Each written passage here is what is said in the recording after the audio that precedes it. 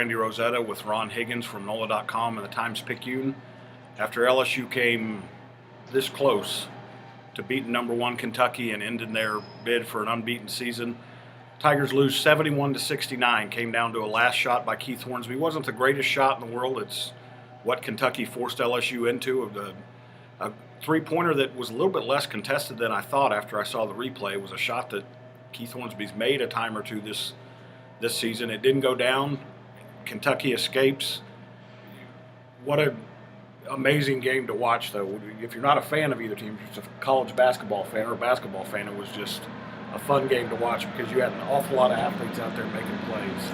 A lot of athletes making plays, and the amazing thing about this was that this was an LSU team that was completely outmanned with numbers. I mean, so outmanned. I mean, Calipari even mentioned after the game that he didn't think a team that basically played 6 players could hang one for 40 minutes. And all LSU did was have the second lowest amount of turnovers it's had all year with 9. It was only out-rebounded 40-35 considering all of Kentucky's tall trees they have. They just keep bringing in 6'10", 11 guys off the bench. And the fact that LSU shot 47%. So LSU did a lot of things right to win this game. They came from 13 down, had a 16-0 run. But in the end, against the nation's probably one of the best defensive teams, they couldn't execute last 2-3 minutes and couldn't get a basket and just couldn't close it out. Yeah, they did a lot of really good things until the last 3:52. That's where the last shot came. And even then, it looked like they had a chance to create shots. The one possession where the shot clock's going down and Johnny Jones had to call a timeout to try to set something up, Josh Gray was supposed to look for a seam. He couldn't find it. I still don't know. And it may go back to the fact that his confidence has wavered a little bit. I think, to me, you've got to go ahead and go on in there, take a shot, try to get a foul. If it gets blocked, it gets blocked. I know players don't like to get their shots blocked, but like you said, when you're facing a bunch of 6'10" guys, that's going to happen once in a while.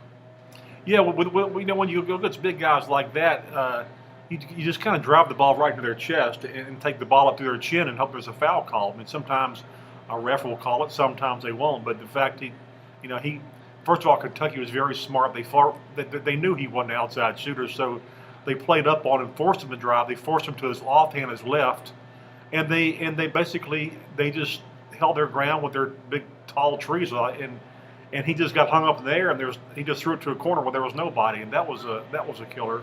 Then last but Hornsby, it was a good look, but everybody in the world knows that that's what LSU runs at the end of games when they need an outside shot. They run Keith Hornsby, and it's one of those things where I don't think he quite had his feet set the way he wanted to. It was one that's catching fire and just didn't go in. But in the end, if LSU could play with 3/4 of this effort the rest of the way, they could win most of these last 7 games. It's just that you don't get this effort from night to night. And yeah, granted it was a special night and a special team, but if you get this kind of effort just for 3/4 of it, they could win a lot of these last 7 games. The good news is that Alabama game, they had similar effort, so they put 2 games together with that kind of effort.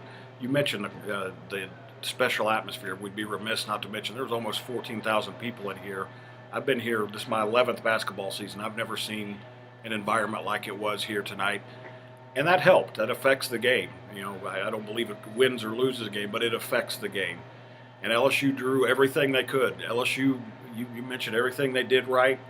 They played hard. I think I said on a couple radio interviews, I think Johnny Jones would be happy if they just played hard for 40 minutes. Well, he got it. They almost got a win, didn't get it. So LSU falls to 17-7, 6-5 in the SEC.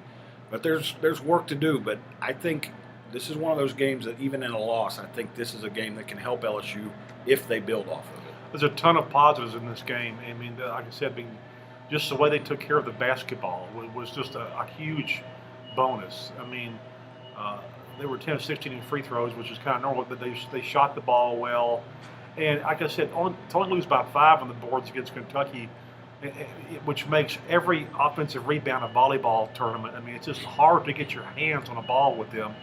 To hang in and come back when they were 13 down to claw back in it, you can build on this. The whole thing is they can't hang their head. Fortunately, they don't play again until Saturday, so you get a day or two to kind of lick your wounds and kind of get back into it. So, I mean, these last 7 games, they really need to come on strong. I mean, their NCAA tournament hopes are on life support right now, and so they can't afford to go in the tank down the stretch.